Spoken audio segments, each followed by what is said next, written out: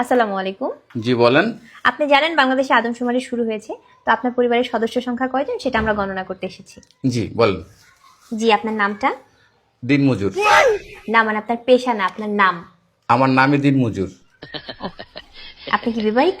জি। কয় বছর হচ্ছে বিয়ে করেছেন? 1 বছর। আপনার কি বাচ্চা আছে? জি 2 জন।